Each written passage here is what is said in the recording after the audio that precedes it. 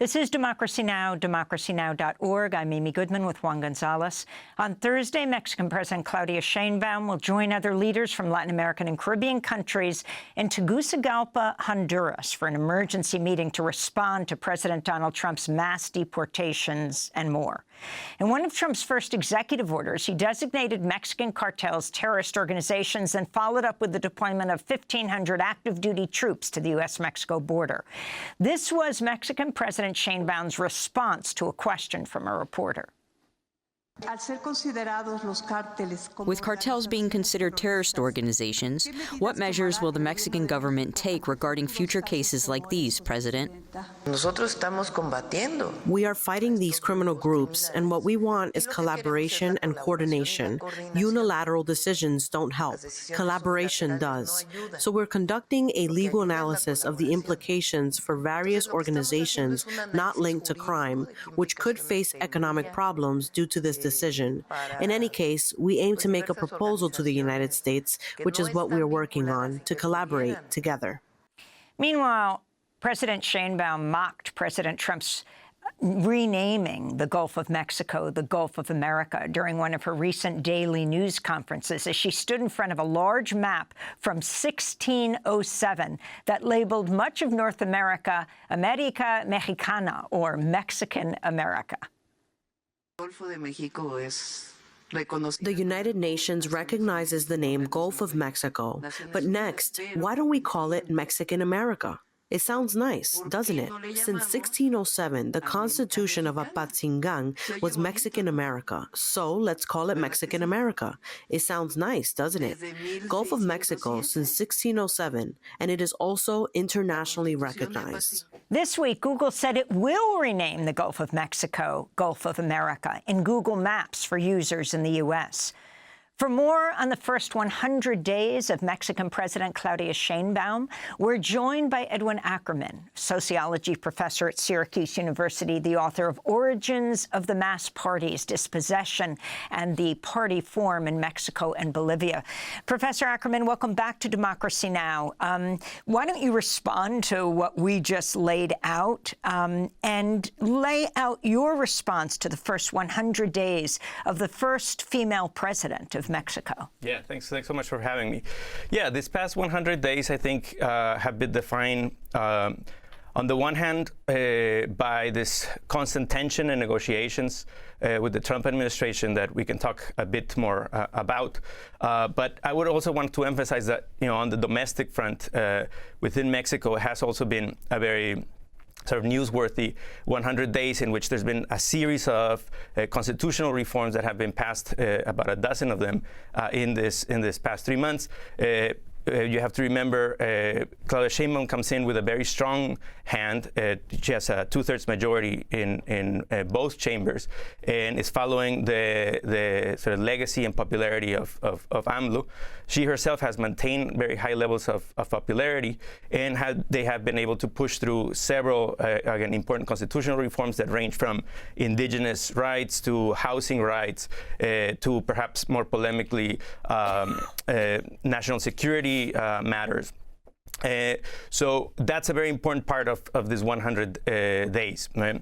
There's also been an unveiling of a very important 6-year economic plan that would return to several elements of what used to be called import substitution industrialization, which was a sort of policy that reigned in many Latin American countries from the 50s to the 70s, roughly speaking, that saw significant levels of economic growth by pushing for national production to replace, in strategic ways, imports. That said, there's also been the continuation of violence related to the drug cartels. Right, this is obviously a long-standing issue. It certainly hasn't gone away by any measure. There is some signs that there's some waning of homicide rates. But that said, there's significant concentrations of violence, significant pockets in the past 3 months, in particular in the state of Sinaloa. There's, the city of Culiacan has been paralyzed by violence. So it's a continuing, very serious issue. And then finally, as I was mentioning, the relationship with with Trump, right, who has threatened tariffs over the question of trafficking of fentanyl or production of fentanyl in Mexico, or allegedly production of fentanyl in Mexico, and question of how to deal with deportations, not only deportations of Mexican nationals back to Mexico, but even trickier, the deportation of non-Mexican nationals back to Mexican soil, which again adds another level of complication to the negotiations.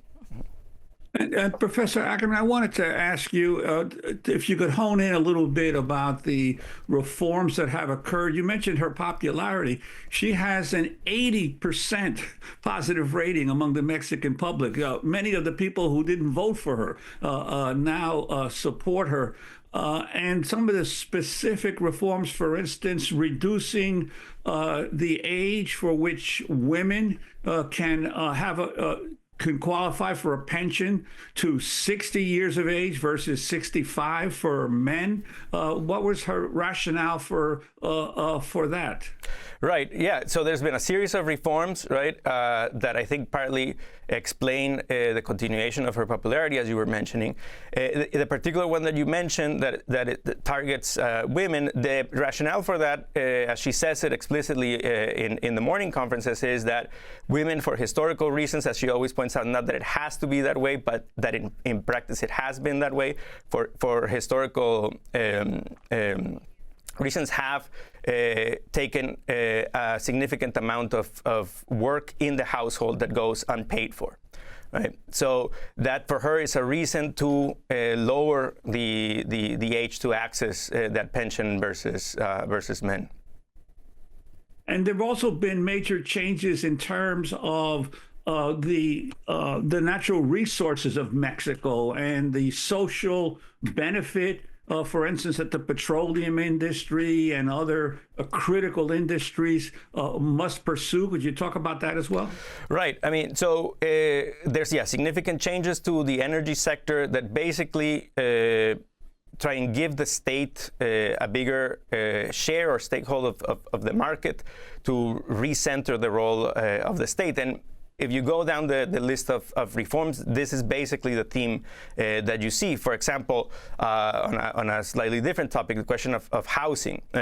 There's an important reform now in place that will turn an existing national credit fund that has existed for several decades, that gives out credit to buy houses at affordable rates, to turn that fund into an actual agency that builds that constructs houses, right, with the aim of building 1 million houses during this 6-year period, right? So this is the state taking up the direct question of housing.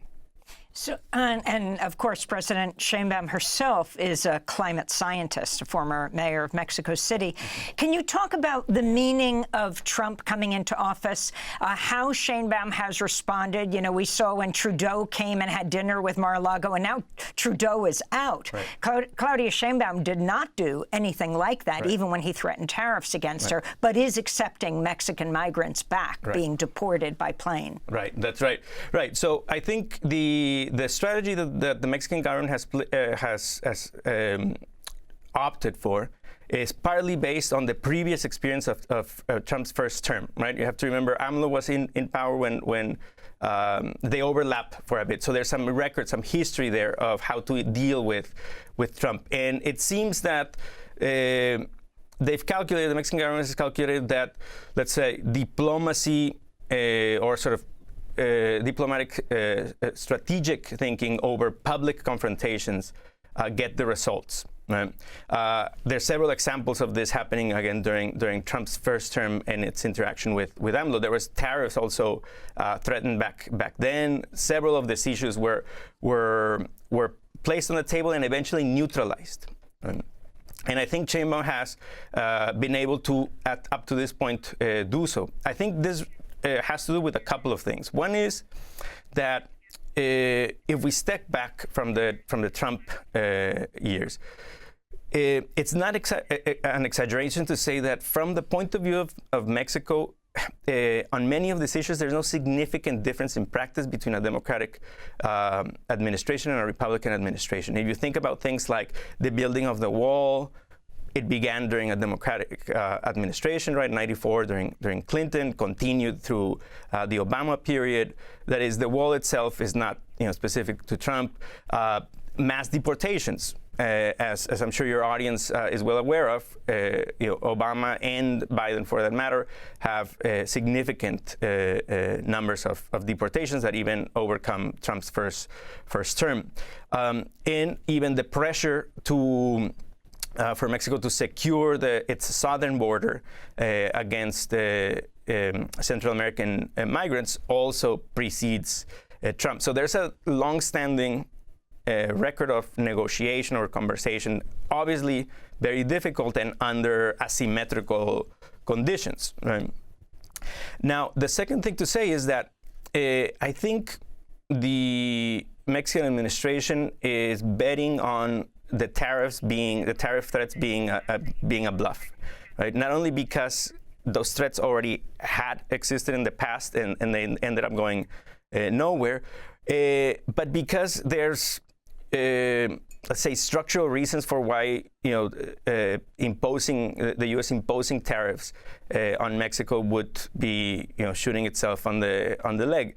Not only would it have the effect of raising prices for U.S. consumers, which we know can have significant political consequences, but also in a broader sense, tariffs and tariff threats respond to a stage of global capitalism in which we're not anymore.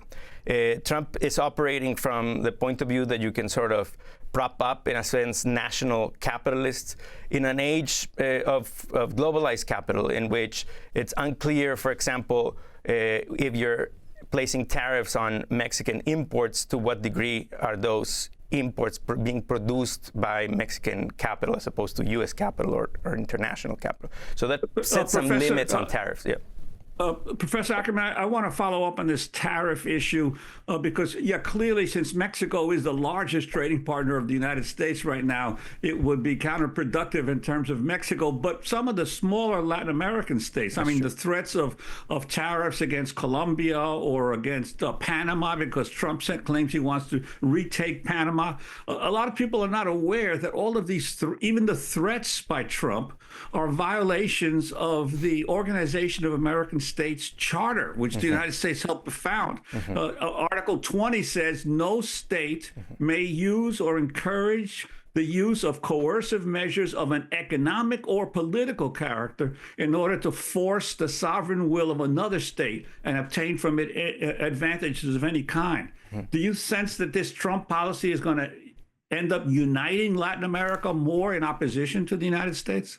I think so. And there are some inklings that that's already happening, right? There's ongoing conversations, the possibility of meetings, of renewing certain sort of efforts at collaboration that already existed in some institutional way, particularly formed in the sort of first wave of what's referred to as the pink tide, at the beginning of the 2000s, when a series of progressive governments take office throughout the southern continent, right?